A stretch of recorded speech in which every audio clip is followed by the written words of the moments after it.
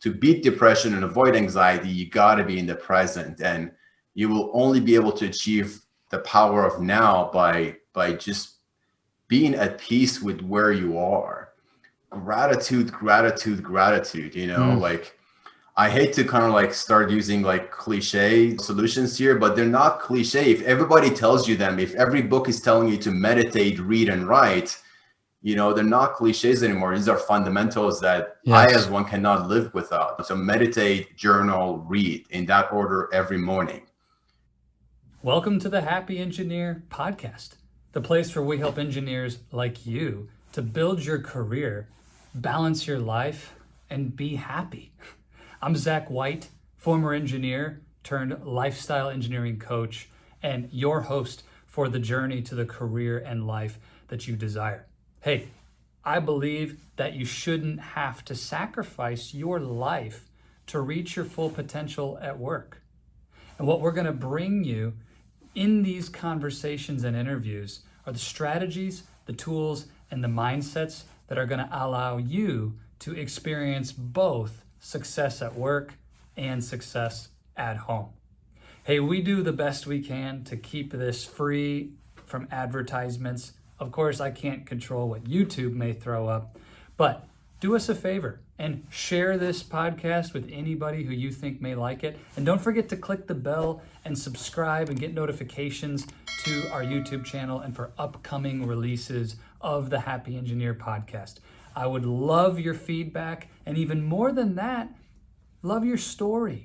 Share with us how these strategies and tools are working for you. Would love to be in touch with you. Connect with us on social media. Find me at Oasis of Courage on Instagram, Facebook, or Zach White on LinkedIn. It's an absolute pleasure to serve you. Now let's do this.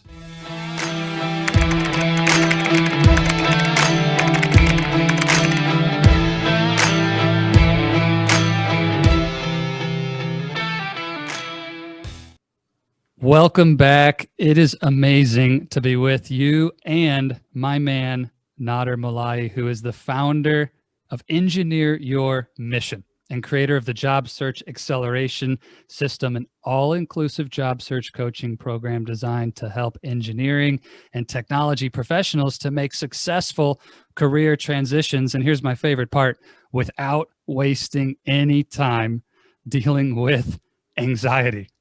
I know that resonates for so many of you listening. Nader is an electronics engineer who's inspired by building confidence in people like you, other engineers who are struggling while job searching in transition. And he loves helping people to develop, my favorite word, courage, and the knowledge to take calculated actions towards securing interviews, landing those high-paying job offers. And his coaching program offers amazing things. Online courses, daily workshops, a community to support engineering job seekers in overcoming that stress that is caused by the job search process so that you can become the happiest version of yourself. Nader, welcome to the show, man. Thank you so much, Zach. Great to be here. I was looking forward to this conversation since we scheduled it. I was so excited. You have a story that is full of amazing places that we can dig into and learn.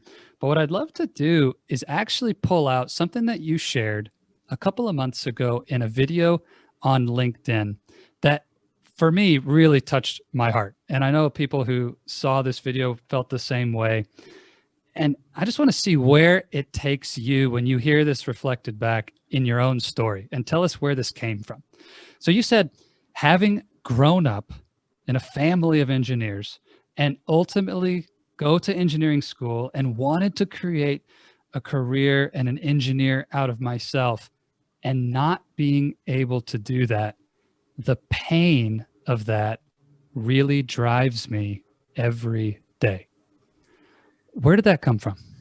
You're giving me full body goosebumps here. It comes from idolizing my dad. Like, my dad to this day is my role model, and I have all the love and respect in the world to him, for him, and will ever will. But ultimately, I'm the older son of three kids. I have an older sister, younger brother. I was the the older boy in the household. So I went everywhere with my dad. He's a chemical engineer, electric process engineer, worked in the oil and gas and the minerals, mining and minerals industry for, Nice. he still does. He's more on the environmental engineering side right now. But as a little kid, I went to every plant, every processing plant, every manufacturing plant. I went to mining sites, I went to processing. Like I was bred to become an engineer. I didn't know anything else, you know. We didn't have any like doctors in our family or lawyers in our family. It was just like basically like everyone went to engineering school or they had high school diplomas, you know. So no higher education, went into business, so to speak, on my mom's side. My dad's side went into basically engineering. Yes. Basically mechanical and chemical and civil engineering. So growing up around that environment, around my uncles and going everywhere with my dad, I remember like summers every day I went to plant with him. He took me with him.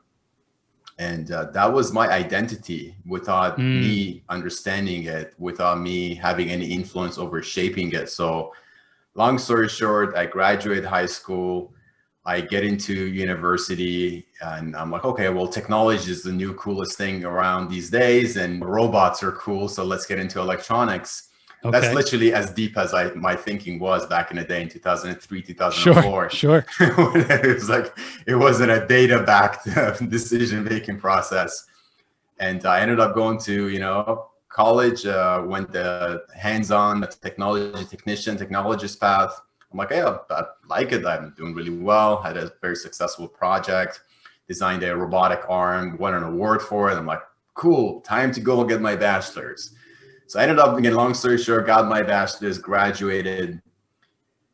And I graduated in 2007, end of 2007.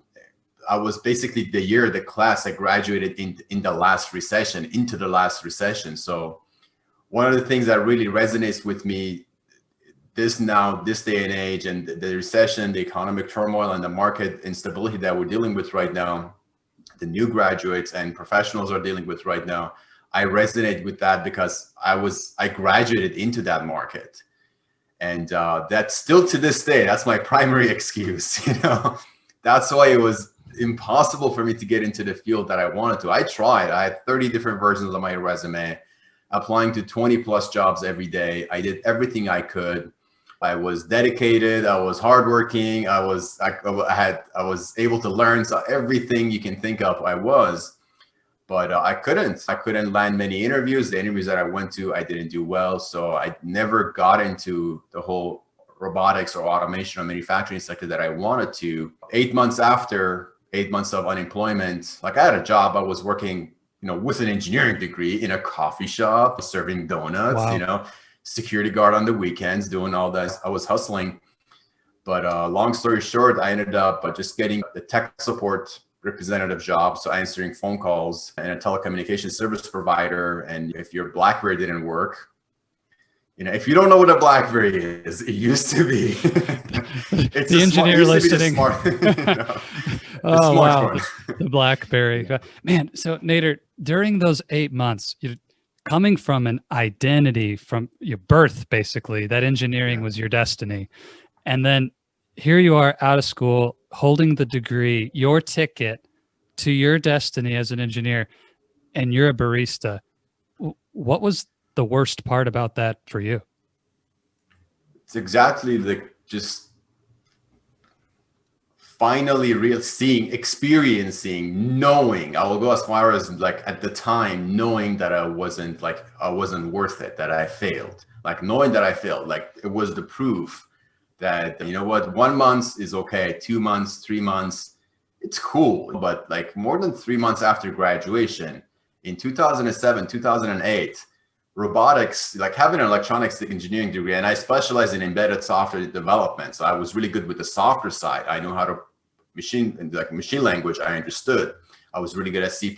These are the skills that they were pretty hot back there. I had an award winning, we won the People's Choice Award. We designed, like a couple of us designed a therapeutic robotic arm, you know, from scratch, mechanical components, hardware and software design. I had the whole portfolio, I had the project, I had the references, I had everything, but I just couldn't land any job. So when 3 months led to 6 and then to 8, and my weekend and part-time working in a coffee shop job turned into like, now I have to do it full time. So I was full time serving coffee and donuts, and then part-time weekend job was opening doors for people at a building, sitting at a concierge desk, signing people in, and the moment you're sitting there, people are like young kids, drunk, get into the lobby, going to open the elevator for them, signing them in, and you're like, man, I'm an electronics engineer. You know what I mean? Why am I like getting people? And like literally,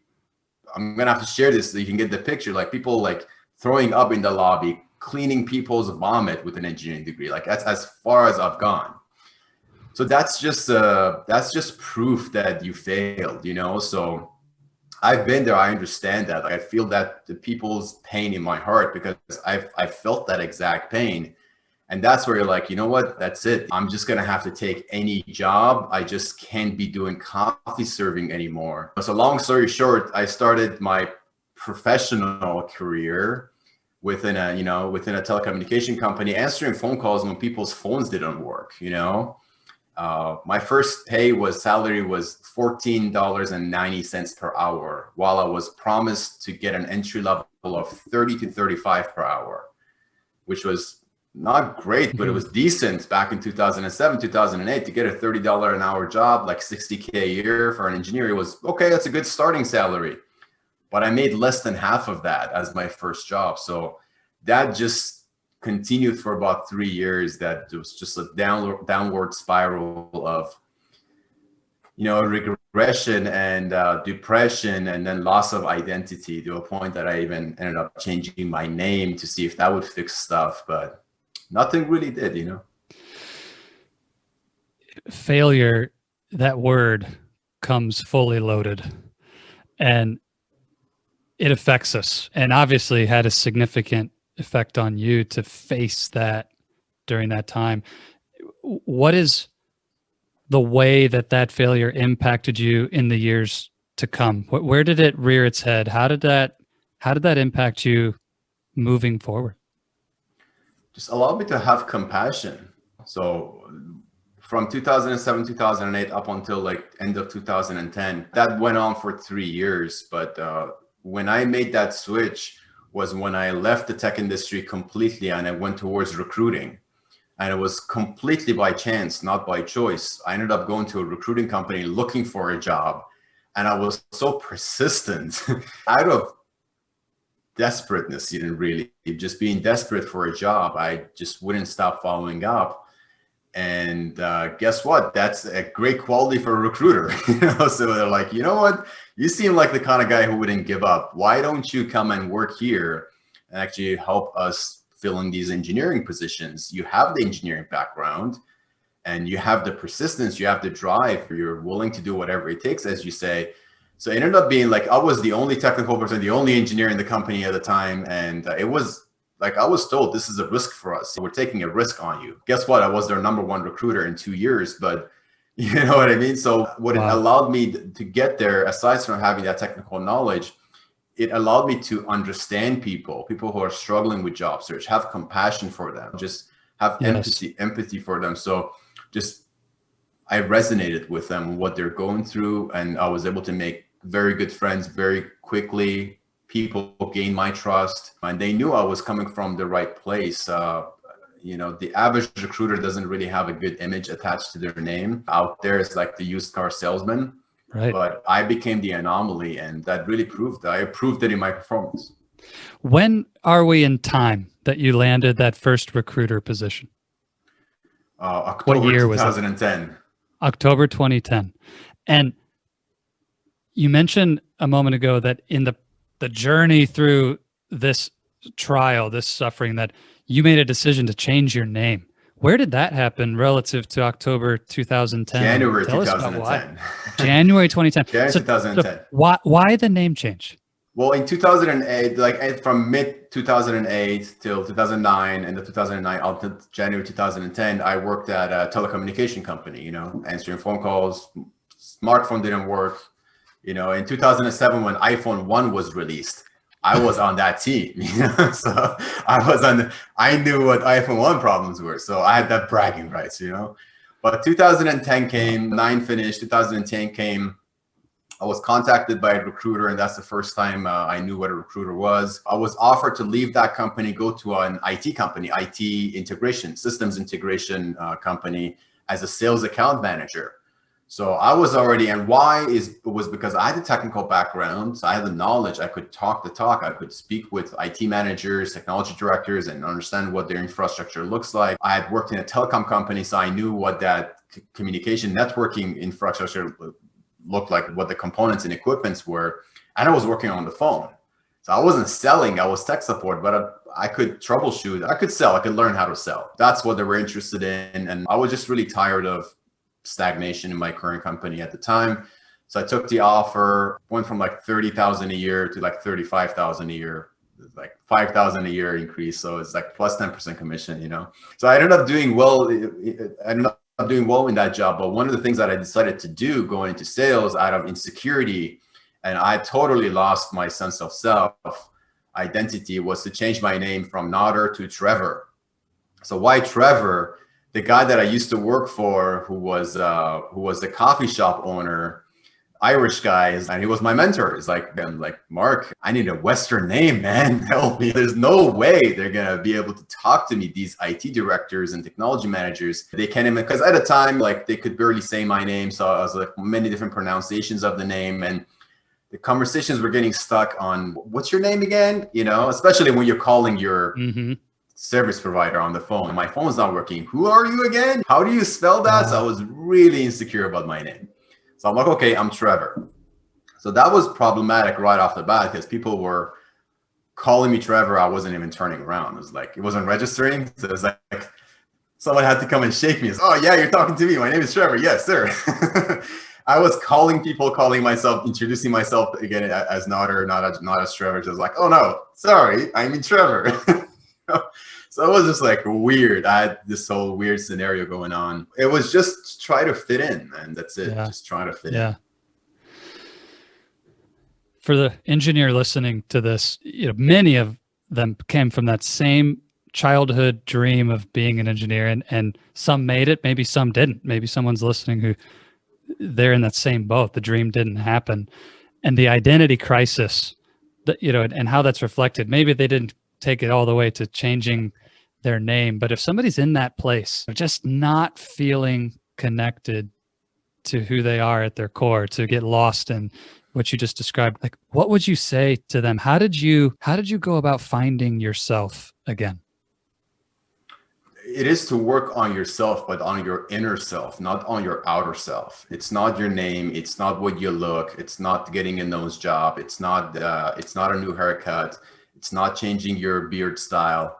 Man, I've had it all. I've had goatees until the like mid chest. I've had long hair, short hair, bald hair, you know, the different clothes. I've gone from being a rocker to a rapper to a, you know, I've said the exterior, I tried it all. Through that phase of going through high school, college, university, I tried to fit in a variety of different places and anything you can think of, but none of them worked. None of them stuck until I found to work on myself and on my inner self. I want to connect that statement to the incredible work that you do now in helping engineers with the job search process. And one of the things that I hear a lot in coaching people who are in that same place is all about those outer things. What does my resume have on it? What does it look like? You know, what do I need to look like? My personal brand in an outward appearance. You know, the things people focus on are often in how others see me in this outer space.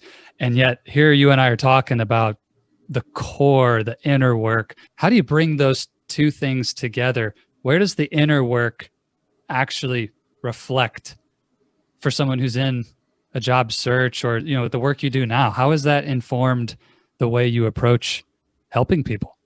Yeah, here's how I teach it. I said, do you want interviews or do you want jobs? Do you just want to get interviews, or do you want to actually get a job? Because your hard skills, your technical skills, your outer shell, we can fix that up and make it nice and shiny and get you a bunch of interviews. Hard skills would get you to the interview, but it's your soft skills that will get you the job. So often we go, like in the standard process, you go and start working on your hard skills. you develop the outer shell. And I'm not saying that these are not necessary. They're just not as important as your soft skills, as your leadership skills, as your communication skills, as your, your aptitude, your adaptability, your collaboration, your growth potential, your ability to be productive, to be a high performing person, to be determined, to be committed. Like, it's your character that you don't even have to talk about it. If someone sees you, if someone communicates with you through messages, they can feel you. You know what I mean? It's your energy, it's your tone of voice. So it's like, I don't want to get too far into the wee wah of the energy. We can talk about that, but it's like soft skills. It's you as a person. It starts with when you start making eye contact, you start connecting with someone, you communicate, you let them know what's in your head, words come out of your mouth. That's a lot more important. So if you look at something like the Pareto principle, the 80-20 rule, I like to put 20% of focus on the hard skills, on the technical skills, on the personal branding, on the resume. 80% of the focus, 80% of our time is focused on developing you as a person, improving your character, enhancing your communication, your presentation skills. And the way we go about job searching, we actually lead with that. We don't lead with, let's apply for this job and update our resume and write a good cover letter. Because guess what? Everybody does that. So you've got a problem here where you're mixing with everybody else. And from a recruiter's point of view, from a hiring manager's point of view, that's like the common denominator that gets you canceled out. Guess what? From like 100 resumes that are submitted to a job, well, it's realistically more. Let's say it's 200, 300 resumes. Yeah. At least 100 of them can do the job. Like, without even looking at those resumes, it's a good bet to make that, you know what, I bet you if I look at these 300 resumes and we take a whole month to look at them, we spend 3 hours on each, so we dissect them. 100 of them can do the job. They have the qualifications. Maybe we say 200 people can't, which is, I'm sure, like most of them, maybe like sometimes more than 50% can do the job. Well, let's say we're being really tough. We eliminate 200. We keep 100 resumes. There's no way you can interview 100 people. You still have to eliminate 90 of those qualified candidates to get down to 10. You cannot bring all 10 into the office or to a Zoom call. You have to eliminate half of them on the phone. So you call 10 of them. They're going to be good, but you still have to eliminate 5 of them so you can book 5 Zoom interviews or 5 in-person interviews. So it's understanding that is very important. So what gets you to that final round? What gets you in front of a hiring manager? Why don't we just lead with that? Why don't we just make that the tip of the spear? When we do, you're going to see that it will just transform your entire success rate and how effective you are. This is super important. And there's a phrase you hear all the time, save your best for last, right? And this is not that time. This is a save your best for first situation. Yep. And what Nader's saying, for the engineer listening right now, whether you're looking for a job today or not, one day you will be, whether that's within your own organization for promotion or transitioning organizations. And just to recognize you want to lead with your best. And in the world of landing jobs, I love what you said here. The hard skills will get you the interview. The soft skills, the inner part of who you are, is what will land you the job. And we want to lead with that. As an engineer myself, I got to ask, how? How do you do that? What does that even look like? Most of us have this idea, or we're even taught by people that you either have it or you don't. You've either got the great personality or you don't. You're charismatic or you're not. So if you're an engineer and you're just saying, sounds great, Nader, but how do I do that? Where would they begin? I'll answer it with a Theodore Roosevelt quote that says, nobody cares how much you know until they know how much. Nobody cares how much they know until they know how much you care. Nobody cares how much you know until they know how much you care. So reaching out to these organizations, companies, businesses, hiring managers, recruiters, senior engineers, looking for a referral, whoever, influencers, you need to first demonstrate to them, communicate to them that you really care about them, their business, their product, their process, their services, their customers. You need to demonstrate that. So one of the strategies I teach, one of the few that I teach to implement that is when you're messaging, because we focus a lot on messaging. Majority of our success comes from good messaging, good communication. I say, don't talk about yourself, talk about the problems that you solve. Because when you talk about yourself, you position yourself as a solution provider, you're perceived as someone who's selfish. When you position yourself, instead of a solution provider, you position yourself as a problem solver, you're perceived as selfless. So if you're a solution provider, so solution provider sounds good. It's like, yeah, I'm a solution provider. I like to provide solutions. I like to, why not? What's wrong with that? Well, it's not what you say, it's how you're being perceived. It's what the person who's listening to you, what do they think? How do they translate in their mind what they're being told? So don't talk about yourself, talk about the problems that you solve. If you do that, you show that you care about the other person and having their obstacles overcome, having their problems taken care of, getting rid of the friction they have in their process, whether that's it's a product manufacturing line, whether that's a design process, regardless of what that is. It could be a validation, verification, test methodology, whatever it is that you do, the job that you perform in, its fundamentals are based on solving problems. The problem is, again, some of the things, when I go in a little bit deeper to help people understand this, I always say there's one problem. There could be many solutions, but there's just one problem. And there's often multiple solutions that we can apply to, multiple methodologies. So you just need to talk about solving the one problem that they have, regardless of how you solve it. Because everyone's, oh, but I don't know Python. I'm like, we don't even know if they use that, but I'm not really good with SolidWorks. Why? What if they have AutoCAD? What if they're using Inventor? So don't focus about which software. I'm sure you can learn the software. Just show them that you understand their problem. Yes, that's so good. The idea of caring, lead with caring, focusing on one problem and talking about that to portray yourself as selfless. I hope the engineer listening to this is taking crazy notes, because this is so good. And I want to just add to this. Don't overthink what Nader's saying about lead with caring. Like, Zach, what should I put? What's the exact words? How do I say?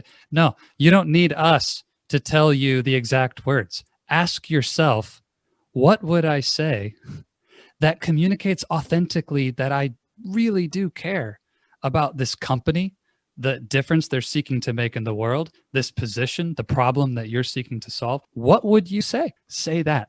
But if the energy and intention from your heart is authentically caring, it will come across that way. It doesn't matter if you use Zach's words or Nader's words. In fact, it'd be better if you don't use your words. I don't know if you run into that same situation where people want the script, they want the exact message. And just to challenge people, like, hey, you have an authentic, caring self inside you. Tap into it. Use it. 100%. You and I and 1,000 other people like you and I, we do the exact same thing. We help people see, but we can't tell them what to see. Like, we show them the way. We can show them the path. But what you see there, we wouldn't really be able to fabricate that for you, because you could be like, I have a client right now who's a mechanical engineer. We're going after medical devices. So there's a company in LA.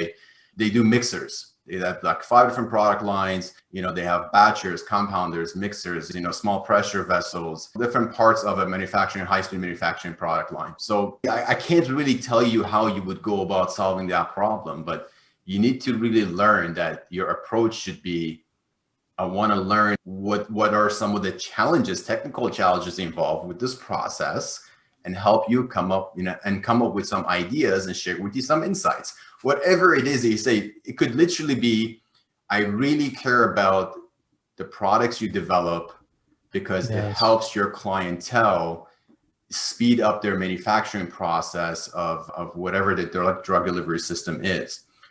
I'm contacting you because I want to help solve some of the problems you're facing in the design and manufacturing phase of these high-speed batching systems. Like, you're just saying to them what's coming out of your mouth, what's coming out of your mind. There's no fancy words. I want to help you solve problems. Say that rather than I'm looking for a job. Yeah, totally. I'm good with AutoCAD. It's like, nope, who are you? No one cares. I love this line that I captured off your website, which I encourage everybody to go there. We'll talk about that in a little bit, but you said you must be courageous enough to lay it on the line. to tell someone the truth and to tell it like it is without dealing in delusion. I'm curious for you, Nader, just coming back to your story. When was the last time you laid it all on the line? I try to do it every day, man. And I've gone What a through that lifestyle, phase yes. of just like taking off the mask, right? So the last Yes. mask, and there are perhaps other, there must be, I mean, if I say there is no masks, then I will be dealing with, I'll be delusional. But there are, I would say confidently, there are masks right now that I'm wearing that maybe I'm not aware of, or maybe there is a mask there that I'm just like totally avoiding. But the big masks and the ones that I've famously worn over the years, I took the last one off last year in September 11th when I shared my story of, overcoming, being an alcoholic, drug use, wanting to one time kill myself. Like I put everything out there and then just lifted off this big weight off my shoulders, this big weight off my chest. And everyone just started trusting me more because I didn't have anything more to lose. I'm like, yeah, yeah, I was just a terrible person. It was 8 years ago, but finally I came out with it and said, you know what? I went through these dark times, ended up, changing my industry, didn't have my goals, let down my dad, changed my name, started drinking, started deviating from work, got into smoking, got into drugs, and these things escalated and escalated and escalated. And it got to a point that it was just like, man, what am I doing with my life? I don't want to live here anymore. So I try to share that story every chance that I get, because for someone who hears it, like you asked me when was the last time I did it, I did it right before lunch, so an hour and a half ago. I had one of my life coaching clients, Rick, and he's like, thanks for sharing that stuff. It was our second section. I'm like, nice. I know we've met one more time, maybe a consultation. It's like, oh, I was on one of your lives. I'm like, oh, great. So thanks for signing up. And I'm really happy you shared those stories of sobriety and everything, because I'm going through the same thing. I'm like, wow.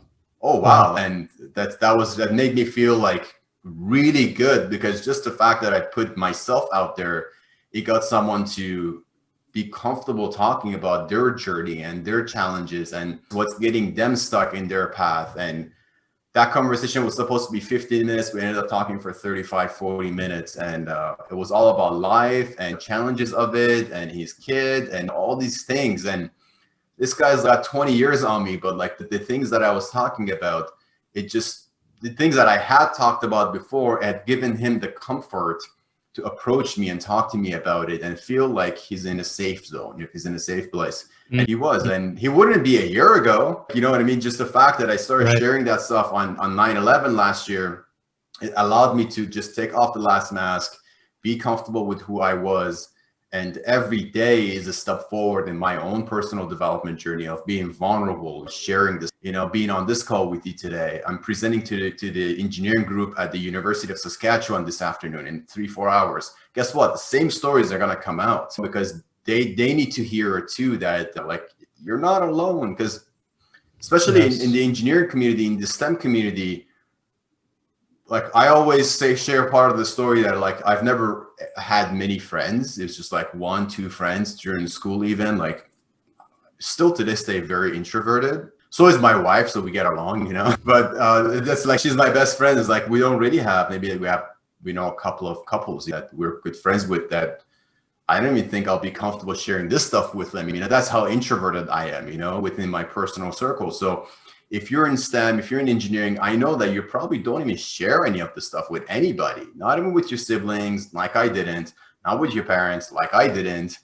And I've had these conversations for a decade plus with other engineers and scientists. I know most people pour it in, keep it in, hold it in, and it ends up being depression, anxiety. It shows itself physically. A lot of people deviate towards smoking, drinking, drugs. It ruins their relationship like I did. It just negatively affects every part and every person in your life. So the moment you take off that last mask, or you start taking off masks. So as soon as I started sharing, I'm like, oh my God, I have this other demon that I got to talk about. Oh my God, I got to talk about this crazy thing that I did. You just keep taking them off and off and off until you see your own face and you feel comfortable. You're happy looking at your own face in the mirror. So because I wasn't. I remember those days that I wouldn't even look up. I had always my head down, very reserved. We didn't talk to nobody because I knew that I had let myself down. Because the only person, one of the good things about our community is that I'm gonna try to make this sound like a good thing, is that we often blame our own self. As introverts, we blame our own selves, you know, when something bad happens. Extroverts, and this is not coming from me, I've read about this. Extroverts look for approval from the outside and they blame external sources. When they introverts, they look for internal approval, and when they fail, they blame themselves internally. So that's been scientifically proven. Wow. You know, Nader, this story, the arc of what you just said, for one, you're not alone. And for the engineer listening to this, the introvert listening to this, it's often when we're in our own head, repeating and telling ourselves these stories and working to compartmentalize all the, you know, the demons of our lives. What happens often is somebody will show up at Owaco wanting coaching on how to build their career. They want to get promoted. They want to get some external success, reward, recognition, income, impact. And there's a belief underpinning this that somehow you can just accelerate forward in massive success and happiness in that one domain and leave everything else from these areas of our past or these demons that you just talked about. You just leave them there and it's going to be fine. Like, I don't have to address that, and I can have everything I want in this other area. And I have found 100% of the time that what's holding you back in your career is linked in some way to one or more or all of this area of your life that you're unwilling to look at. And we have to address you as a whole person. You're not just a career. You are a whole person. And what you're saying is so powerful, to have the courage to unmask all of these areas if you really want a deep and whole sense of purpose and passion and fulfillment in your life. And just the message that you're bringing here through your own stories, so powerful. I'd love to go all day on it, but knowing we got to be respectful of your time, you know, tell me, what would you say if someone's in that place where they really connect with what you just shared? Yeah, I've got those failures of my past. I have, you know, some demons that I haven't looked at that are masked. What's the first step for someone to face those with courage and start moving through it? How do you unmask yourself without just blasting things on Facebook or doing stuff that maybe doesn't actually help? It just feels like action. But what would you recommend? How does somebody take the first small step towards healing and unmasking in those areas? To find fulfillment in life, you know, to build that abundant life, you have to first identify your true purpose. So we have been conditioned to believe that our purpose is to design the next automated conveyor belt or design the new wing on this new airplane, or the, you know, whatever, the propulsion system for the next SpaceX jet engine. It's not, you know, your purpose. I know this is a big statement and you're probably going to hate me for saying this. If you're not woke yet, you know, that you're not, like, don't attach your purpose and your life's meaning to being an engineer or being a scientist. It's not about you. Don't attach your life's purpose to being a scientist, an engineer, a conveyor belt designer. Anything like that, you know. Life is not about you, you know. Life doesn't happen to you, it needs to happen for you. So I go back to saying you need to think about the problems you can solve, not about how your life's going to improve. So just focus on other people. If you want to live an abundant life, help other people live an abundant life. Like the Zig Ziglar, God bless his soul, quote that always resonates with me. If you want to have everything in life, just help other people get what they want in their life. And that's what I mean by, like, life's not about you. It's about helping your people. It's about helping others get what they want. And you're not going to find your answer. You're not going to find what your purpose is in step number one. Your purpose is going to reveal itself as you're stepping on the path, as you're traveling that. And it's going to come right after you overcome one of the biggest new demons you've met. You know, the hardest thing, the night that you have to pull an all-nighter, not to work on anything that will positively benefit you, is to just help someone else get what they want, is when you're completely selfless And you realize that, you know what, I find fulfillment in helping others. It may be in school, it may be in education, it may be in your career, it may be on a job. It may not be. Just don't define it, let it define itself. Don't focus on the results or the outcome, focus on the journey, focus on the process. And you just have to take that next step. The path will illuminate as you step on it. Another great Zig Ziglar, you go as far as you can see, and then you can see to go a bit further. And coming from a guy who has walked through the fire and experienced this on the other side of pain, Nader, just admire so much your journey. I always finish with this question. I'm curious. I really love to hear your perspective on it. That, hey, great engineering, great coaching, finding purpose has one thing in common: questions lead, and the answers follow. And we want to ask great questions in our lives. And so, for the engineer listening to this conversation, they want that happiness, they want that fulfillment. What's the best question to lead them with? I would say, rather than asking yourself how to find happiness, or just change the word happiness. Happiness does not have an end. Change it into peace, change it into inner contentment. So how can I be content with what I have? How can I be in peace with what I have? So start from there, because that's how you can live in the present, live in the now. Because if your mind's always in the future, you're going to be anxious. If you're stuck in the future trying to figure out, I don't know what's going to happen tomorrow. I have this interview tomorrow. I have to buy a house. I have to do this. I have to do that. That's what causes anxiety. If you're too far in the past and you're regretful of what decisions you made or you didn't make in the past, that's what's going to cause depression. So to beat depression and avoid anxiety, you got to be in the present, and you will only be able to achieve, the power of now by just being at peace with where you are. Just gratitude. I hate to start using cliche solutions here, but they're not cliche. If everybody tells you them, if every book is telling you to meditate, read, and write, they're not cliches anymore. These are fundamentals that I, as one, cannot live without. So meditate, journal, read, in that order every morning. Powerful. Wow. I love this. To beat depression and avoid anxiety, be in the present. So awesome. Nader, we could go all day.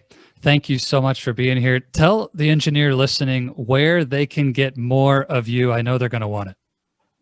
100%. You can definitely go to our website, engineeryourmission.com, and you can contact me, look at what I do over there in more details, from the career coaching side to the life coaching side.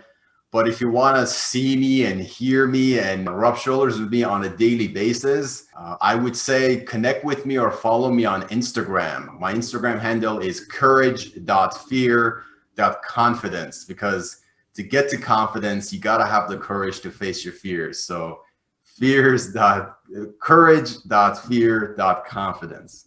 That's beautiful. And we'll put that in the show notes. I can tell everybody listening, you got to take action on this. Follow Nader, look at his content, get plugged in, send him a message, let him know what you're thinking and what you need. This guy's content is amazing, and I love it. I've been following for a long time. And thank you again so much for being here. A true pleasure. And I've taken a ton away from this. I know everybody else has too. So, man, let's do it again sometime. I appreciate the opportunity, Zach. Thanks for introducing me to your community, and kudos to you, man, because we actually resonate a lot with what you do, the way you do it, the message you put out there, how you present yourself, how you help your audience and the engineers that work with you. And it's amazing, man. So hats off to you. Keep on doing what you're doing, because the world needs more of you and I. Feelings mutual, brother. All right. Hello, my friend. Zach White here again, and I wanted to let you know that's all we've got for this episode of the Happy Engineer podcast. Thank you so much for investing your time with me today. It is an absolute pleasure to be able to bring you this content. Just as a reminder, it would be amazing if you would subscribe and share this episode with any other engineers you know who may benefit from this. And if you're like me, I hope that you'll take some notes and, more importantly, take action. In our audio version of the podcast on Apple Podcasts and any place that you go to find podcasts, there's a little more content from me about this episode in the debrief. If you really want to hear about how to put this into action, I'd encourage you to go grab that. But thank you for joining us for the video version of our interview today. And again, can't thank you enough for helping us to get the word out about the Happy Engineer podcast and what we're doing. If there's any way we can serve you, would love to do that. Go find us at oasisofcourage.com or reach out to me on social media at Oasis of Courage. And don't forget again to subscribe and click the bell to have notifications of upcoming releases of new episodes of the podcast. As always, I want to leave you with this. If you stay in your comfort zone, you're not going to grow. So let's crush comfort, create courage, and let's do this.